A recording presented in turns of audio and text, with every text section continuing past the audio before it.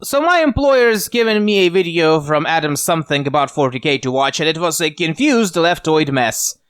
Fair enough. Not sure what people expected here. People who make content about fictional universes these days usually fall into the obnoxiously political left, obnoxiously political right, and scholars of various levels of obnoxiousness. But then, for the sake of fairness, I went and looked at the two rightoid response videos, namely Arch Warhammer and Sargon of Akkad, and, well, it was also fairly predictable, more structured, but still rightoid mess. I ought to be more pissed off at both sides here than I currently am, but at the same time, why even bother? None of this shit matters, if not because I personally have zero control over the increasingly asinine discourse. I can only control the volume of it on my end, that or just look for another IP altogether. I'm probably in the minority here, but I personally stopped being interested in Star Wars not because of the sequel trilogy. Sure, I disliked it, and I have some pretty strong opinions about the cancellation of the Legends continuity, but the biggest nail in this coffin was the discourse surrounding the franchise after The Last Jedi. The so-called culture war have increasingly began to feel less like a fun discourse about lore and more like debates about abortion or ages of consent, where the people you agree with become so smug and holier than thou you sometimes want to support the opposite side simply out of spite. This discourse overall was the biggest whet of burnout to me about the entire series, and so I've disengaged.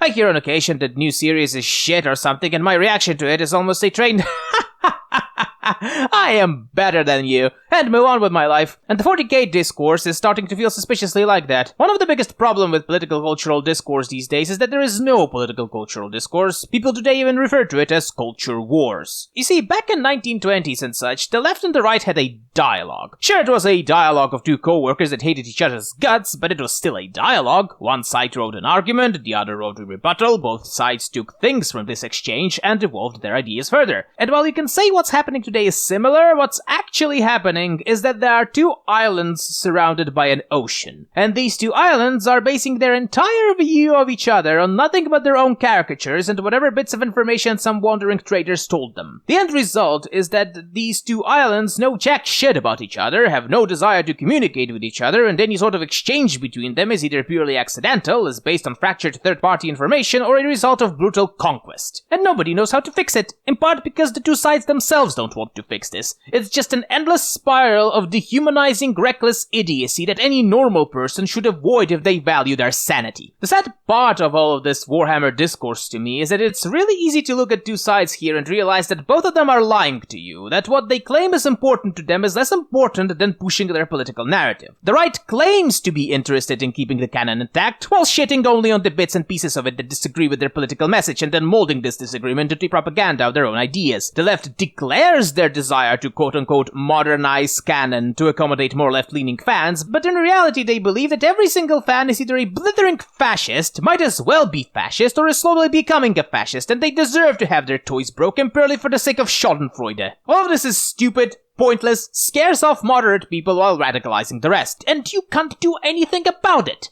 The only winning move is to either not participate or mock both sides. I choose both.